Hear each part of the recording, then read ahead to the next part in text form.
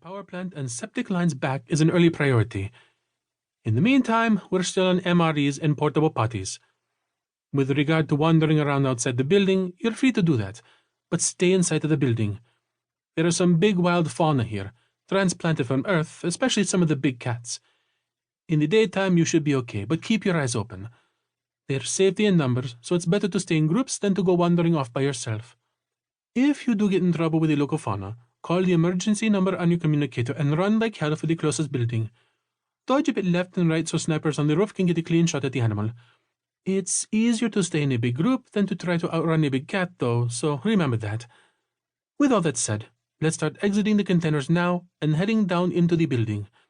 Our staff people should have been able to get in place while we were talking, and they can help you find your room assignments. Welcome to Arcadia, everybody. Katri out. Everybody reached under their seat for their supply box and got them out. Once again, it was a briefcase-sized box with a handle full of bottled water and MREs. Then they waited for the compartment to be opened. Each passenger container had 3 decks, and the 36 containers had been delivered to the roofs of the 4 colony residence halls, the generic name for the hospitals, office buildings, administrative buildings, and school buildings, in stacks of 2. The hospital staff started emptying the 5 stacks of people containers on the hospital roof, 30,000 people in all, with the bottom decks of the 5 bottom containers. That was easiest because no stairs were required. The Chen-Jasic clan was seated on the middle deck of the lower container of their stack. When it was their turn, the passenger compartment doors opened and one big fellow with a bullhorn of a voice stepped in. Like everyone else, he wore coveralls and booties, though his were in a size extra large. "Okay, everybody," bellowed Stanley Twardowski, World Authority Police Sergeant Major, retired. "Grab your supply boxes and queue up. We're just going to start with the front row and work our way back. That's the easiest way to keep groups together. There's 1 stair ladder to go down to the roof, and it's steep, so we're going to go down it backwards.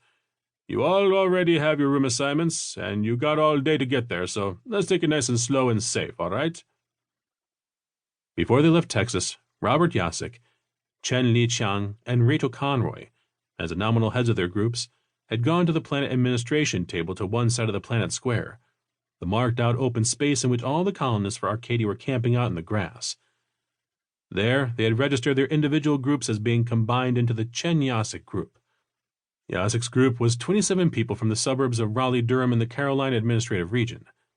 5 couples, minus Harold Munson, whom Betsy Reynolds had divorced after another one of his physical abuses, and their total of 18 children, ages 14 to 19, now all paired up as married couples. Rachel Conroy, her partner Jessica Murphy, and their friends Gary Rockham and his partner Dwayne Hennessy were all from downtown Raleigh-Durham. They had met the Jasic group at the shuttleport in the Carolina Administrative Region before the trip to Texas, and merged with them, there being strength in numbers. The Chen group was Chen Li-Chiang and 30 members of his family from rural China. Li-Chiang was the paterfamilias of the close-knit clan. He and Robert Jasic had negotiated the alliance of their groups on the prairie in Texas, where they awaited transport to orbit. The peasant farmers had wanted to team up with a group with more diverse and modern skills, whereas Bob Jasic and Maureen Griffith had seen the Chen's farming skills as a must-have for their own group. As a result of registering the combination of the groups, the 62 members of the Chen-Jasic clan all had room assignments in the hospital together. 2 rooms, numbered 427 and 428, presumably on the 4th floor of the large building. There would be 30 or more to a room for now, until the temporary housing was set up, but they wouldn't be out in the rain. Matt Jasic could see his father talking with Chen Li-Chiang, the grandfather of the Chen household. They both nodded and then each spoke to one of their groups nearby, Chen Li-Chiang to his eldest son, Chen Gang-hai, and Jasic to Maureen Griffith. The whisper campaign spread as they stood up and queued for the door. "Bob and the Chen say we are one group. Do not split into Chinese and American when we get to our rooms. Mix it up. Pass it on," Jonah Thompson said to Matt. "Makes sense," Matt said, and he turned to his wife Peggy Reynolds and repeated the message. Peggy passed it on to her sister Sally, standing behind her. Then their row was moving, and Matt Jasic followed Jonah to the door. It was about 8 feet down to the roof of the hospital, and there was a steep stair set up, like a ladder on a ship, with 2 railings to hang on to.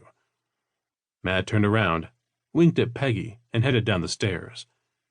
He waited for her at the bottom. The weather was very pleasant, and the sun was bright in the sky. He saw an edge of clouds moving off on the horizon.